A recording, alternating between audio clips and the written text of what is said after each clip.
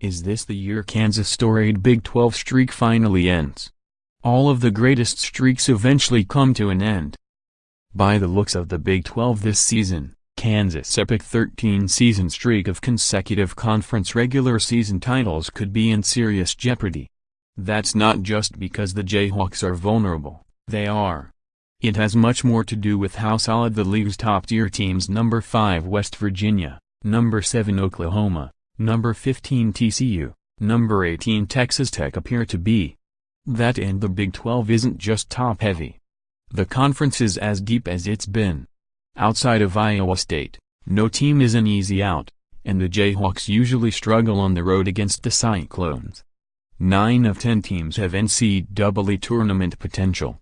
More. What I'm watching this weekend in college basketball. Coach Bill Self told USA Today Sports before the start of the 2017-18 season that there's always subtle pressure each season not to be the Kansas team that fails to extend the record streak. Well, after Tuesday night's 85-73 home loss to Texas Tech, consider the pressure building. The Red Raiders didn't have to beat the Jayhawks at Allen Fieldhouse on a buzzer beater. They were the better team from tip to finish.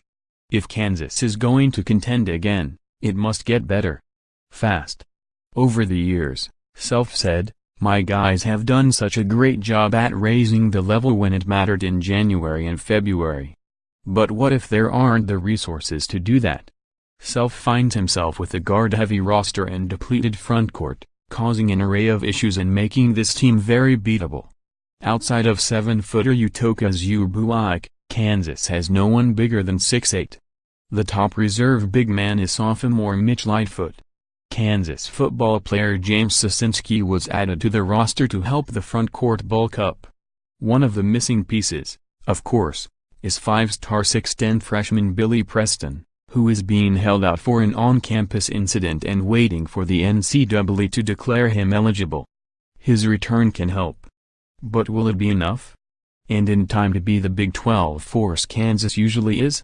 The front court issue has led to a heavy reliance on perimeter shooting and not enough attacking the rim. The Jayhawks are among the worst teams in the country in free throw percentage rate.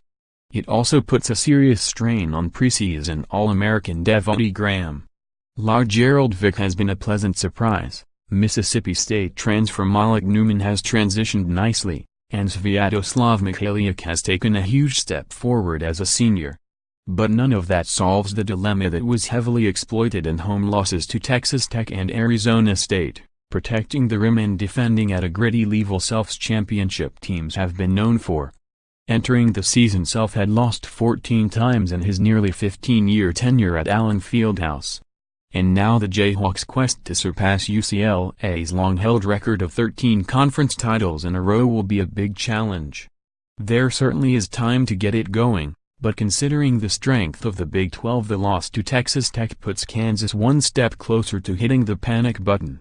The Red Raiders probably are a step behind the Big 12's elite, West Virginia, 13-game winning streak, Oklahoma, Trae Young looks like the player of the year, and TCU. The Horned Frogs narrowly lost to Oklahoma last weekend, their first loss.